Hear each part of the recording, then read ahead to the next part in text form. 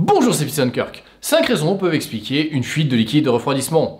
Une des plus connues et des plus courantes est une fuite au niveau de l'axe de la pompe à eau, car cette pompe a en général une durée de vie située entre 80 000 et 100 000 km. Cette fuite est facile à identifier parce qu'elle se situe au niveau de la roue arrière droite. J'ai déjà fait un tutoriel sur le remplacement de cette pompe, et comme d'habitude, le lien est dans le descriptif sous cette vidéo. Attention, s'il y a de l'eau au niveau de la roue arrière droite, cela peut aussi être dû à une fuite du vase d'expansion. C'est un problème connu, car après plus de 20 ans, le plastique du réservoir s'assèche, devient cassant et peut donc se fissurer. Dans ce cas, on peut avoir de l'eau soit au niveau de la roue arrière droite, comme nous venons de l'évoquer, soit dans le coffre arrière. Vérifiez donc que la moquette n'est pas humide ou soulevez-la pour regarder en dessous.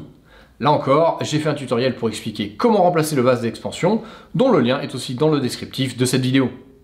S'il y a de l'eau à l'avant de votre boxeur, la fuite vient probablement des radiateurs, car s'ils ne sont pas régulièrement nettoyés, la saleté s'accumule au bas des radiateurs et comme cette saleté retient l'humidité, cela finit par oxyder les radiateurs au point de les percer. Mais attention, méfiez-vous quand même, si en été vous voyez de l'eau à l'avant de la voiture, ça n'est pas forcément du liquide de refroidissement, ça peut tout simplement être de l'eau qui s'est condensée autour des durites de climatisation. Dans le doute, vous pouvez faire un test en roulant sans climatisation pour voir si l'eau s'accumule encore sous la voiture. Et si c'est le cas, il ne faut pas hésiter à toucher et sentir le liquide pour être certain que c'est bien du liquide de refroidissement et non de l'eau. Alors, je n'ai pas fait de tutoriel pour remplacer les radiateurs, mais j'ai un tutoriel pour enlever le pare-choc avant et les écopes des radiateurs, ce qui devrait grandement vous faciliter la tâche. Mais avant de vous amuser à remplacer un radiateur, vérifiez quand même que ce n'est pas tout simplement une des durites en caoutchouc qui s'est fissurée. La quatrième raison possible est la plus redoutée, car il s'agit du joint de culasse. S'il n'y a pas de fuite apparente sous la voiture et que le niveau de liquide de refroidissement baisse, regardez votre niveau d'huile avec la tirette ou ouvrez le bouchon. S'il y a de la mayonnaise dessus, c'est-à-dire si l'huile a un aspect blanchâtre, c'est que du liquide de refroidissement s'est mélangé à l'huile. Dans ce cas, c'est probablement le joint de culasse qui n'est plus étanche et malheureusement la réparation va être onéreuse, car il faut enlever le bloc moteur pour l'ouvrir.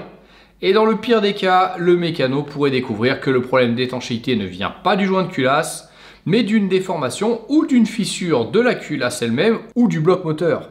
Et là, vous serez obligé de le remplacer ou d'envoyer la voiture à la casse si la réparation est trop chère à vos yeux. Pour finir, abordons la cinquième raison, la plus méconnue alors qu'elle est courante et peu chère à réparer. Certains voient leur niveau de liquide de refroidissement baisser régulièrement alors qu'il n'y a jamais eu d'eau sous la voiture ni dans l'huile.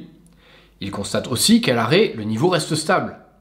En fait, dans ce cas, le problème vient tout simplement du bouchon du vase d'expansion.